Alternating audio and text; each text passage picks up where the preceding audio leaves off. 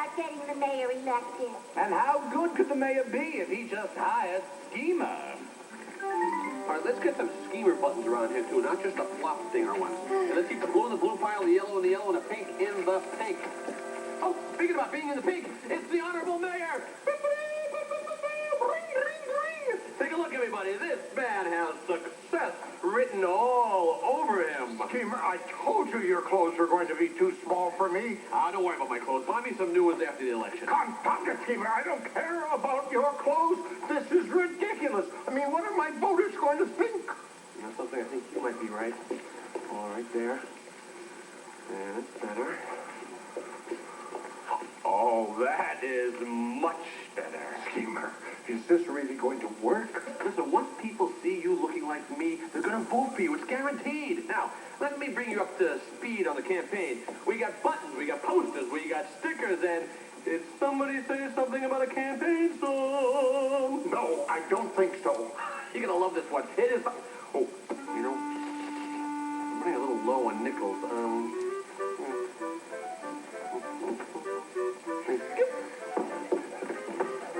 You're going to love it.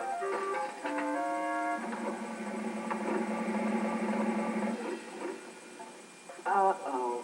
Here it comes. I hate the way Schemer just plain rewrote that song.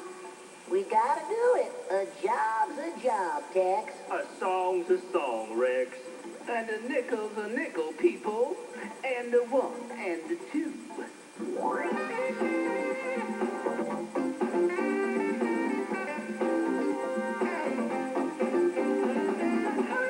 Beyond the track, the locomotive screaming across the continent and back. The train will soon be steaming with blasting for our engineer. Schemer by his side.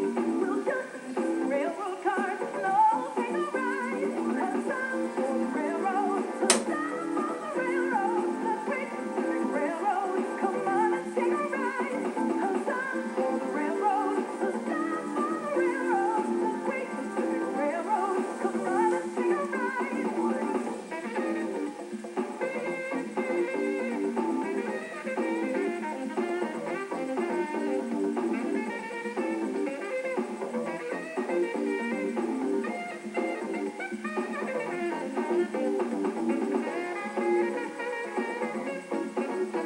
You'll find the Union firmer by the modern iron rail. For Schemer, are your candidates? They'll know just where to sail. Then swing our banner to the breeze and on its full stride. The Great Pacific Railroad, come on and take a ride. A stop for the railroad, a stop for the railroad. The Great Pacific Railroad, come on and take a ride. A stop for the railroad, a stop for the railroad. The Great Pacific Railroad, come on, let's take a ride.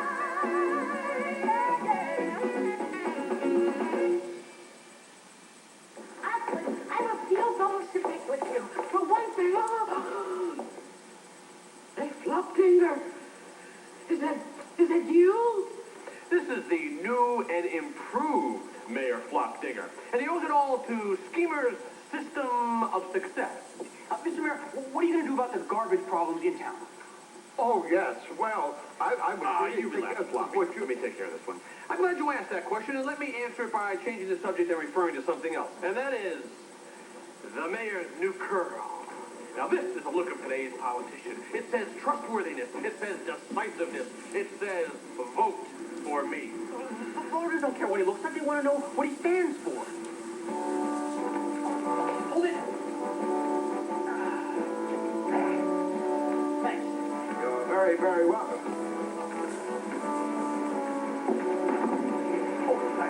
Just look there. My fellow shining timers. Hello. Some of my enemies have asked, why am I running for mayor of this poor... Then I can ask him why the library isn't open longer. Mr. Conductor, need some help? No thanks, Kara. This is what you get when you lose control of your own groove. Look what happened to James. He learned about it the hard way.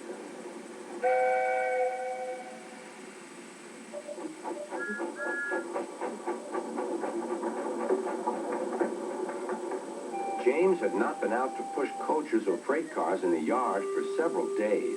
He was feeling miserable. Oh, dear.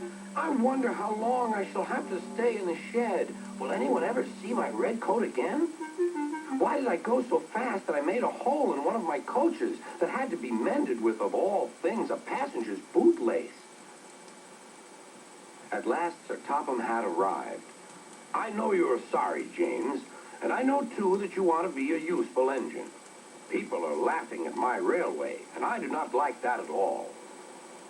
I will try hard to do my best, said James.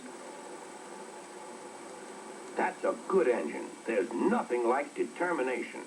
I want you to pull some freight cars for me. James was delighted and puffed away.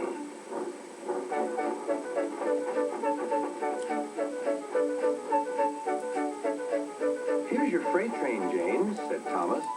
Have you got some bootlaces ready? And he ran off laughing. Oh, no, said the freight cars. We want a proper engine, not a red monster. James took no notice and started as soon as the conductor was ready. Come along, he puffed. We won't, screamed the freight cars. But James didn't care, and he pulled the screeching cars sternly out of the station.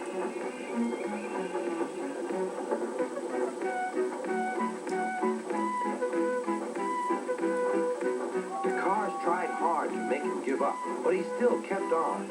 Sometimes their brakes would slip on, and sometimes their axles would run hot.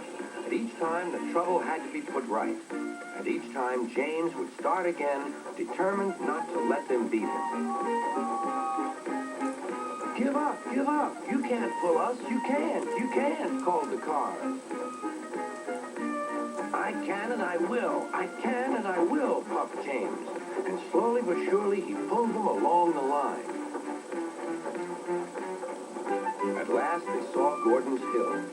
Look out for trouble, James, warned his driver. We'll go fast and get them up before they know it. Don't let them stop us.